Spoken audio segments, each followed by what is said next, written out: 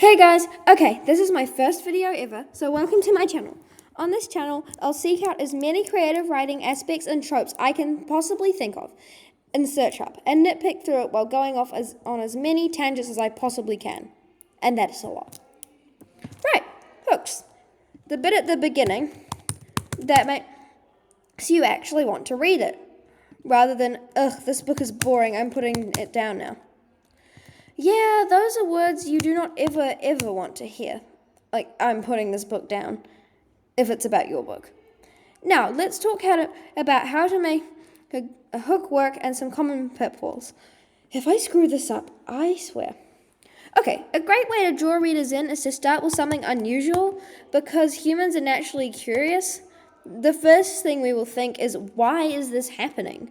On the low end of the unusual spectrum, you might have a character receiving a package, but maybe they never get any mail. Now, this is not that unusual, but it does draw the reader's attention because they want to know who sent it and what's inside. Bonus points if the box looks mysterious.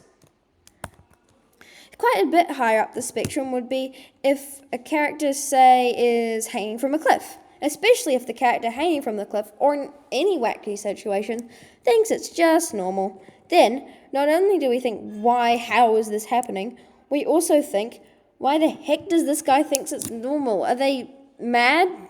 Do they live in a different world? What is going on? On the really high end of the spectrum, we might have, say maybe a war with aliens, or lifting a train out of a canyon or something. You know, just normal stuff like that. It's usually used for superhero stories and stuff. But unusual just means out of the ordinary, which can be pretty much anything, although there is an invisible line somewhere.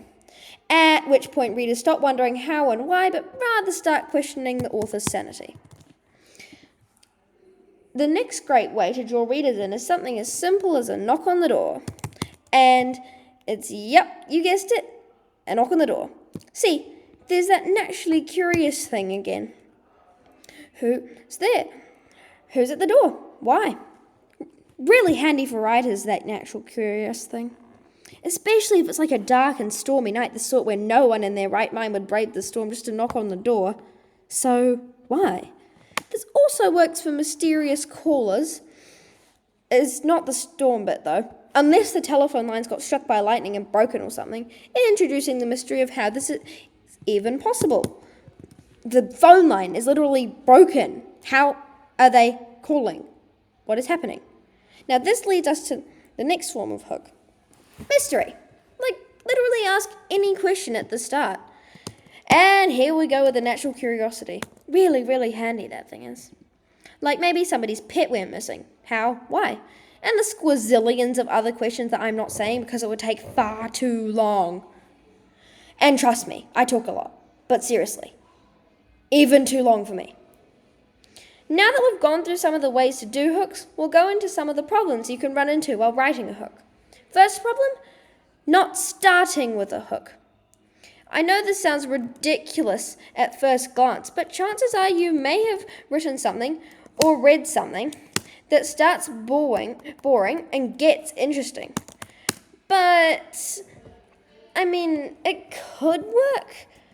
But when a person is in a bookstore and they read the first few lines, they're probably not going to keep reading if it's just boring. I mean, seriously. Just try to keep the reader's attention right at the start.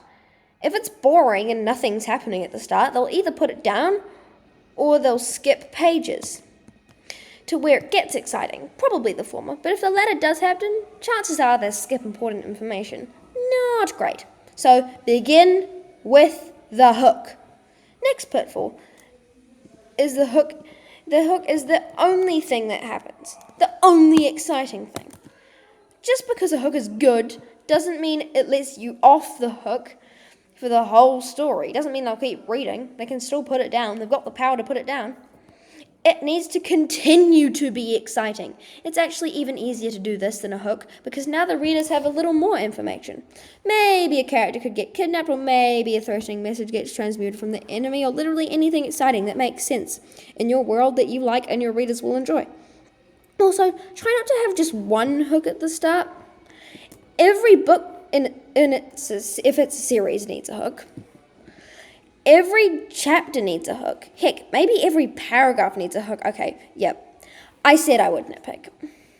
Just keep up the excitement. Just because your readers got drawn in the first time doesn't mean they'll keep reading. So, keep it up. The last pitfall we'll talk about today is drawing too much attention to the hook. I mean, it's a writing tool, not the whole story. Which ties in a bit to the second one. Do not sacrifice your entire story for the sake of making the hook look good. Just the whole point of the hook is to get people to read the rest of the story, not wish the rest of it was as good as the hook. That's just sad. I'm sorry. Okay, so summarize. Some of the ways to do a hook are: be unusual, knock on the door / mystery caller, or you can ask a question. Some common do's and don'ts are: be aware of the line between which they'll be like, oh wow, this is so interesting, and then they'll just be like, are you crazy? So start with the hook and make the rest of the story exciting too. Don't draw too much attention to the hook. Make it subtle and flow into the rest of the story. So I guess that's it. Please tell me how I did down in the comments and give me some suggestions as to what I should do next. Bye, guys.